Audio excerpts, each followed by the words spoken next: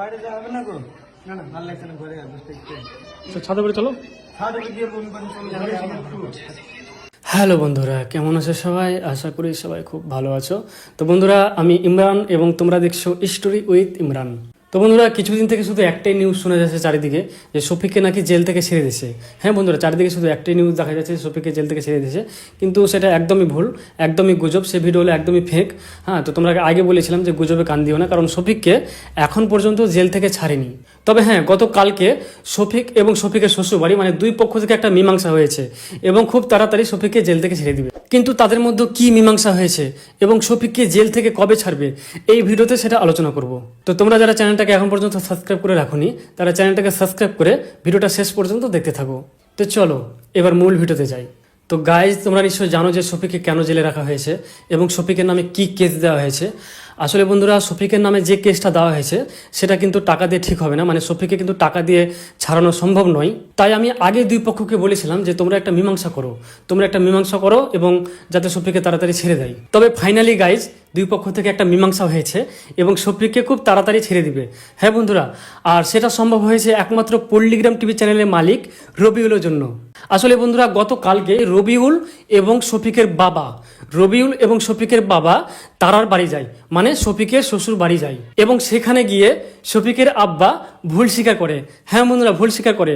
আসলে শফিকের আব্বা সেখানে গিয়ে বলে, মানে শফিকের শ্বশুর বাড়িতে গিয়ে শফিকের আব্বা বলে যে এতদিন আমাদের ব্রেন ওয়াশ করে রাখা হয়েছিল, মানে আমাদের ব্রেনটাকে ওয়াশ করে রাখা হয়েছিল, আর সেই ব্রেনটাকে ওয়াশ করে রেখেছিল রুবেল। হ্যাঁ বন্ধুরা, রুবেল আসলে শফিকের আব্বাকে ভুলভাল কথা বলিয়ে মেয়েটার সঙ্গে ডিভোর্স দেওয়া করেছিল এবং ভুলভাল কথা বলিয়ে মেয়েটাকে খারাপ করেছিল, কি না মেয়েটা ভালো না, এরকম ওরকম, আর সব কিছু করিয়েছিল রুবেল। হ্যাঁ বন্ধুরা, তো শফিকের আব্বা যখন ভুলটা বুঝতে পারে যে রুবেল এই কাজগুলো করাচ্ছে, বা সবকিছু যখন বুঝতে পারে শফিকের আব্বা, সবকিছু যখন ভালোভাবে তদন্ত নেই কি আসলে সত্যিটা কি, তো শফিকের আব্বা যখন ভুলটা বুঝতে পারে যে রুবেলই এসব করাচ্ছে আর মেয়েটাকে খারাপ করাচ্ছে, মানে শফিকের আব্বার কাছে মেয়েটাকে খারাপ করাচ্ছে কিরকম, কিন্তু শফিকের আব্বা যখন সত্যিটা জানতে পারে, তখন কিন্তু শফিকের আব্বা আর রবিও গতকালকে এসেছিল শফিকের শ্বশুরবাড়ি, এবং শফিকের আব্বা ওখানে পুরো ইমোশনাল হয়ে বলে যে আমাদের ভুল হয়েছে, আমাদের এত সুন্দর বউ, হ্যাঁ, যেটাকে আমরা ভুল ভেবেছিলাম এতদিন, হ্যাঁ, মানে কিছু লোকের কারণে, মানে রুবেলের কারণে যে আমরা ভুল ভেবেছিলাম, তো তার জন্য সরি।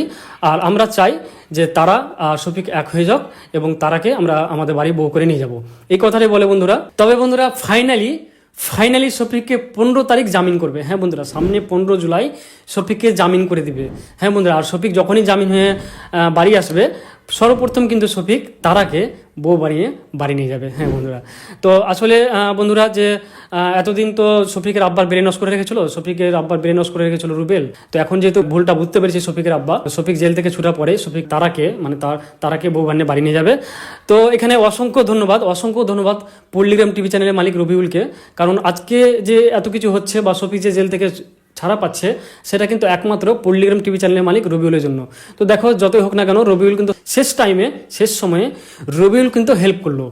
হ্যাঁ বন্ধুরা, আজকে কিন্তু রবিউল হেল্প করলো, রবিউল শফিকের আব্বার পাশে এসে দাঁড়ালো, আর তাই কিন্তু শফিককে ছাড়ানো সম্ভব হলো। আর আমিও কথা বলেছিলাম, দুই পক্ষকে বলেছিলাম একটা কথা, আর এর আগে ভিডিওতে আমি তোমাকে বলেছিলাম যে দুই পক্ষ থেকে একটা মীমাংসা হোক, কারণ টাকা দিয়ে সব কিছু হয় না। দুই পক্ষ থেকে যদি একটা মীমাংসা হয়, তাহলে কিন্তু শফিককে ছাড়ানো সম্ভব। কারণ এতদিন ধরে রুবেল বলে রেখেছিল শফিকের আব্বাকে কি তুমি 5 লাখ টাকা দাও, তাহলেই সবকিছু ঠিকঠাক হয়ে যাবে। তো টাকাতে তো সবকিছু হয় না।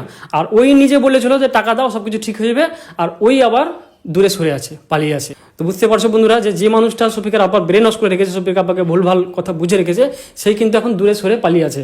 হ্যাঁ, আর তো যাই হোক, এখানে পল্লিগ্রাম টিভি চ্যানেলের মালিক রবিউলকে আমার অসংখ্য ধন্যবাদ, কারণ ওর জন্য আজকে এত কিছু সম্ভব হলো।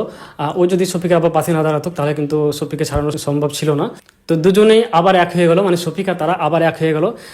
এটা শুনে আমি তো খুব খুশি, আশা করি তোমরাও খুব খুশি, কারণ দুজনে এক হয়ে গেল। আবার শফিক জেল থেকে বেরিয়ে আবার শফিক আগের মতো ভিডিও বানাবে, ফানি ভিডিও বানাবে এবং তোমাদের এন্টারটেইন করবে।